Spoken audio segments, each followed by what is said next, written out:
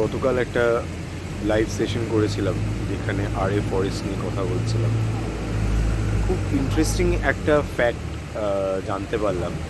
I cannot remember the exact number, but the current central government তারা যে কটা development project undertake করেছে, 90% of the cases they have targeted jungles or green patches.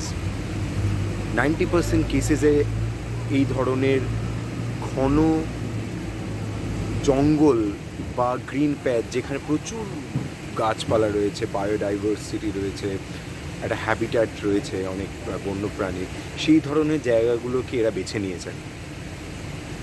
Now question comes, why do these projects has to be done in forest area, green patches? Barren land কি নেই আমাদের দেশে? আরে forest নিয়ে এই মুহূর্তে প্রচণ্ড বিতর্ক হচ্ছে, এবং যারা প্রো গভর্নমেন্ট, যারা এই প্রজেক্টের সমর্থনে এবং আরে মিল্ক কলোনিতেই যারা চান প্রজেক্টটা হোক, কারণ যারা এই মেট্রো প্রজেক্টের বিরোধিতা করছেন তারা বলছেন যে আরে মিল্ক কলোনিতে করার দরকার নেই। তারা এটা বলছেন না যে মেট্রো লাইন 3 কাজ বন্ধ হয়ে যাক, তারা বলছেন যে তোমরা কাঞ্জুর মার্গে করো, যেটা উদ্ধব ঠাকরের সরকার যে ডিসিশনটা নিয়েছিল, বাট সেটা থেকে ব্যাক আউট করে আসে এলেন দেবেন্দ্র ফডনবিস এবং একনাথ শিন্ডের সরকার। তারা বলছেন যে এই এনভায়রনমেন্টালিস্টরা they are against the welfare of the common people, but that's not true. এখানে আমাদের একটা মারাত্মক ডেঞ্জারাস একটা ট্রেন্ড বুঝতে হবে। সেটা হলো যে গভর্নমেন্ট এবং যে শাসক দল, তাদের একটা ইকোসিস্টেম রয়েছে, and whenever they take a project or a law যেটা খুব কন্ট্রোভার্সিয়াল, তখনই তাদের এই ইকোসিস্টেম লড়াইয়ে নেমে পড়ে, এবং যে যুক্তিগুলো দেয় সেগুলো গুড এনাফ তো নয় বটেই, প্লাস তারা ব্যক্তিগত আক্রমণে নেমে আসে, তারা এই মানুষগুলোকে আক্রমণ করা শুরু করে।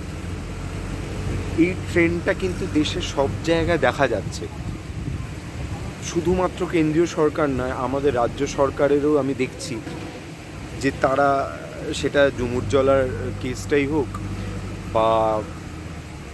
বা মুর্শিদাবাদে এই মুহূর্তে যে আন্দোলনটা চলছে সেটার ব্যাপারে আমি বলবো, একটা ভিডিও বানাবো, বিশদে সেই বিষয়ে কথা হবে, বা যশোর রোডের যে আন্দোলনটা হয়েছে, বা আমরা যদি কেন বেতওয়ার প্রজেক্টের কথা ভাবি, কেন বেতওয়া রিভার লিঙ্কিং প্রজেক্ট, বা বাক্সবাহাতে যে ডায়মন্ড মাইনিং প্রজেক্টটা তারা নিচ্ছেন, যেখানে প্রায় 3 লক্ষ গাছ কাটার কথা চলছে, এই সব কিছুই কিন্তু এই ফরেস্ট এরিয়াসে হচ্ছে। এবং সরকার বলছে যে আমরা অমুক সংখ্যক গাছ কাটবো, আমরা অমুক সংখ্যক গাছ অন্য জায়গায় আবার প্লান্টেশন হবে তাদের। বেশিরভাগ ক্ষেত্রেই হচ্ছে না, বেশিরভাগ ক্ষেত্রেই পুনর্স্থাপন করা সেটা হচ্ছে না, এবং যেগুলো করা হচ্ছে সেই গাছগুলো আর বেড়ে উঠছে না, বা ইভেনচুয়ালি তারা মারা যাচ্ছে। এবং তারা বলছেন যে আমরা বৃক্ষরোপণ করছি, আমরা 3000 গাছ কাটছি, তার জায়গায় 30,000 গাছ লাগাচ্ছি। সেই দাবিটাও মিথ্যে, একেবারেই সেই দাবিটার কোনো যৌক্তিকতা নেই। তারা 30,000 গাছ লাগাচ্ছেন না, প্রথমত। দ্বিতীয়ত, তারা এমন জায়গায় এমন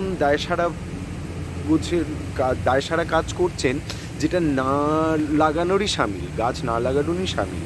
মানে আপনি যদি একটা জায়গার সার্ভে না করেন, সেই জায়গায় কোন গাছ উপযুক্ত, কোন গাছ সেখানে টিকবে, এবং কোন গাছ বেশি অক্সিজেন কার্বন সিঙ্ক করে, সেটা না দেখে আপনি জাস্ট নাম্বারসের জন্য গাছ লাগিয়ে দিচ্ছেন। আপনি গাছ কাটছেন, প্রাপ্তবয়স্ক পূর্ণবয়স্ক গাছ কাটছেন, খুব গুরুত্বপূর্ণ, যেগুলো আমাদের ইকোসিস্টেমের জন্য, এবং আপনি এমন জায়গায় এমন গাছ লাগাচ্ছেন যেটা পরিবেশের খুব একটা উপকার করছে না, এবং এই ট্রেন্ডটা গোটা দেশে দেখা যাচ্ছে। সুতরাং আমাদের আরে কলোনির যে মুভমেন্টটা এই মুহূর্তে চলছে, তাদের পাশে দাঁড়ানো এই কারণেই গুরুত্বপূর্ণ, তার কারণ এই যে ভিজুয়াল ডেভেলপমেন্ট এবং ডেভেলপমেন্টের যে সংজ্ঞাটা তারা পাল্টে দিচ্ছেন, এবং তারা যে প্রকৃতি এবং ডেভেলপমেন্টের যে বিরোধ, সেটাকেই বারবার খুঁচিয়ে তুলছেন। আমরা কিন্তু সহাবস্থানে আসতে পারি, আমরা এমন জায়গাতেই উন্নয়নের কাজ করতে পারি যে জায়গাগুলোয় করলে পরিবেশের কোনো ক্ষতি হবে না, বা মানুষের জীবিকা যাবে না, বা বাসস্থান চলে যাবে না। যেভাবে হচ্ছে বিভিন্ন জায়গায়, যেমন আসামে কিছুদিন আগে হয়েছে যে 30 লক্ষ চা গাছ কেটে ফেলা হয়েছে, একটি চা বাগান পুরো, সেটা টি এস্টেট পুরো কেটে ফেলা হয়েছে, প্রায় 2000 টি ওয়ার্কার্সের জীবিকা চলে গেছে। সেখানে নাকি তারা এয়ারপোর্ট বানাবে। কিন্তু আমরা কি এই ধরনের, আমাদের সরকার কি এতটাই উইক যে তারা অন্য জায়গা খুঁজে পাচ্ছেন না? কাঞ্জুরমার্গে আরেক যে মেট্রো লাইন 3 যে প্রপোজালটা এনভায়রনমেন্টালিস্টরা দিয়েছিলেন এবং উদ্ধব ঠাকরের সরকার যেটা মেনেও নিয়েছিলেন, যে কাঞ্জুরমার্গে যে বিকল্প সাইটের কথা বলা হচ্ছে সেখানেই তারা মেট্রোর প্রজেক্টটা করবেন। কি রিজন দেওয়া হলো না, এটা লিগাল একটা সমস্যা রয়েছে, ডিসপিউটেড ল্যান্ড। এত শক্তিশালী একটা সরকার, এত শক্তিশালী একটি দল, এটা কি আমাদের বিশ্বাস করতে হবে যে তারা চাইলেই লিগাল ডিসপিউটটাকে মেটাতে পারেন না? তাতে জঙ্গলও বাঁচে, গাছগুলোও বাঁচে, সেখানকার লেপার্ড, সেখানকার ওয়াইল্ড এন্ডেঞ্জার্ড অ্যানিমালসও বাঁচে এবং উন্নয়নের কাজও হয়। এগুলোর তো কোনো বিরোধ নেই। আমাদের শুধু একটু সেন্সিবলি ভাবা প্রয়োজন যে আমরা কোথায় আমাদের কাজ করব, পরিবেশকে বাঁচিয়ে করব। কেন বারবার এই সরকারগুলি তারা এই ধরনের জমি বেছে নিচ্ছে? Because it's free, because it's resourceful. আপনি ভেবে দেখুন, একটা জঙ্গল যেটা 1300 একরের জঙ্গল, সেখানে আমি প্রথমে বললাম যে আমি 30 একর জায়গা জুড়ে মেট্রো লাইনের কাজ করব। আসলে কিন্তু আমার যেটা মাথায় আছে সেটা হলো, আগে আমি মেট্রো লাইনের কাজ করব, তারপর কিছুদিন পর যখন সব থিতিয়ে যাবে তারপর আমি রিয়েল এস্টেটের কাজ করব, তারপর আমি ওখানে জু বানাবো। আস্তে আস্তে আস্তে আস্তে আমি জঙ্গলটা কাটবো। প্রথমত দ্য ল্যান্ড ইজ ফ্রি, দ্বিতীয়ত ওখানে প্রচুর মূল্যবান গাছ রয়েছে, প্রচুর রিসোর্স রয়েছে যেটাকে আমি এক্সপ্লয়েট করতে পারবো। এবং রিয়েল এস্টেট লবি, তাদের ম্যাসিভ প্রেশার রয়েছে গভর্নমেন্টের ওপর, তারা ম্যাসিভলি ফান্ড করে এই পলিটিক্যাল পার্টিগুলোকে, যে কারণে পলিটিক্যাল পার্টিগুলোরও ভেস্টেড ইন্টারেস্ট রয়েছে তাদের এই রিয়েল এস্টেট লবিকে সার্ভ করার। সুতরাং এটা একটা ভিশিয়াস সাইকেল এবং গোটা দেশে এটা চলছে। শুধু রিয়েল এস্টেট না, যারা যারা এই ধরনের প্রজেক্টগুলো নিচ্ছেন, কর্পোরেটস, তাদের সবার ইন্টারেস্ট রয়েছে এবং তারা সবসময় এই গ্রিন প্যাচেস, জঙ্গল, এগুলোর দিকে তারা নজর দিচ্ছেন। কারণ এখানে মাটিও উর্বর হয়, অনেক কিছু করা সম্ভব। ব্যারেন ল্যান্ডে কাজ করতে গেলে তোমাকে সেই ল্যান্ডটাকে আগে ট্রান্সফর্ম করতে হবে, সে জমির ওপর কাজ করতে হবে। এত পরিশ্রম কে করবে? পরিবেশ ধ্বংস হয়ে যাক, আমাদের কিছু যায় আসে না। আমাদের এই প্রবণতার বিরুদ্ধে রুখে দাঁড়াতেই হবে। আরই ফরেস্ট কলোনির লড়াই শুধু ওই মুম্বাইবাসীদের নয়, আমাদের সবার হওয়া উচিত। তার কারণ এই প্রবণতাটা গোটা দেশ জুড়ে চলছে এবং আমাদের যদি নিজেদের বাঁচতে হয়, আমাদের পরিবেশকে বাঁচাতে হয়, তাহলে আমাদের রুখে দাঁড়াতেই হবে, আওয়াজ তুলতেই হবে। বেশি বড় করবো না, ভিডিওটা এখানেই শেষ করছি।